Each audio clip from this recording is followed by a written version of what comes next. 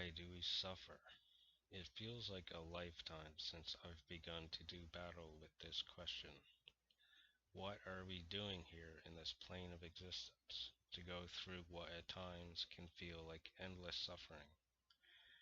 The fast-paced lifestyles of us in the modern West only exacerbate the countless pains which transmutes into our existential suffering. Men of the past seem to have an easier time of answering the question of why we suffer. It's because we are being tested by God, or much more simply, it's just the way that things are. Life is cruel as well as benevolent. There is a balance to all things, and that perhaps today we have lost perspective of that balance. But we who drown in endless comfort, we who are essentially alone among the masses of people, a people without a place to call home, where can we put our suffering to rest? Where or whom do we go to for solace and peace of mind? The old Christian God I cannot call my own. The gods Zeus and Freya are long forgotten by their worshippers. Where is the place that I can call sanctuary? This world is drowning in endless noise, endless debris. The refuse is only piling up, and there is no possibility of recycling it. The debris of noise gets stored in our ancestral memories so that our minds are constantly cluttered. Not only are we rotting in the filth that we call a nation, but also the oceans are drowning, clawing for clean air and water. But isn't the earth more powerful than us? She, with her almighty volcanic rifts and thundering climates, will outlast us.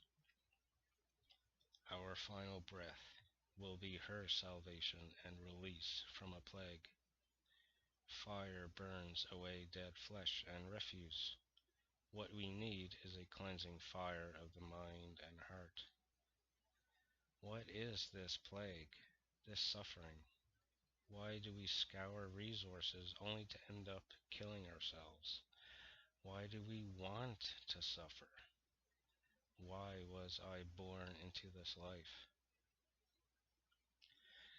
Those with an insatiable hunger for control, for domination over all life, would not wince from sacrificing me, you, and this whole planet in order to get just a taste of a little more ownership over land, or indeed your very soul. How long can a cancer in a species proliferate before it dies out? What is this insatiable hunger for? I feel it inside of me, as it is in every living person. The hunger to control, to dominate, to possess every facet of another being, one or every being. It's the curse that humanity has been implanted with, but there is a cure for every disease.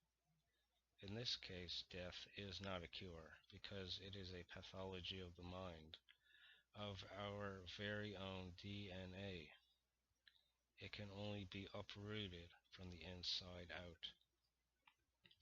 Stop relying on masters who no longer serve you, those who only serve themselves. For all of the ills of this modern society, the cure is in your very self.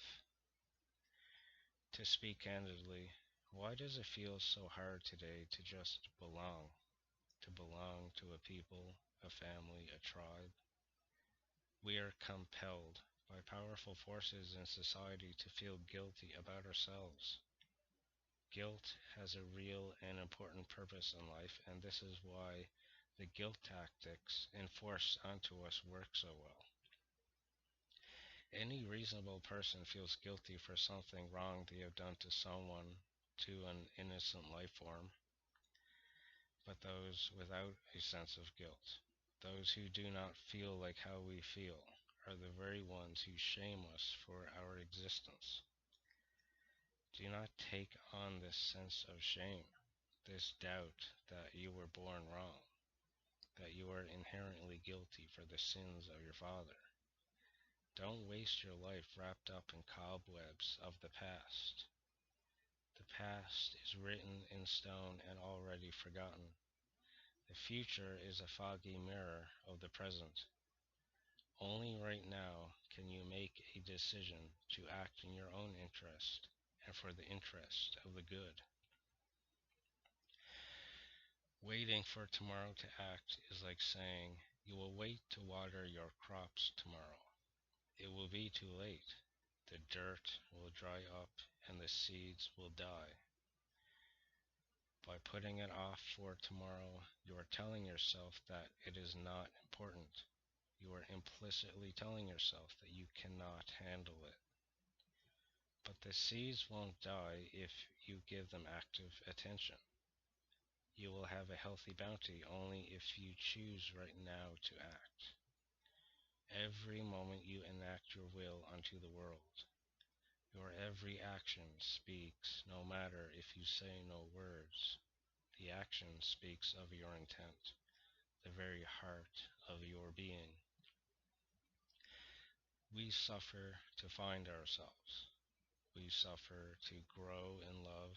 We suffer to become closer with those we care about. Don't let the endless noise of this sick society drown out the voice within yourself. Don't let it make you betray the very goodness that you were born with. Don't betray the child that you were born as.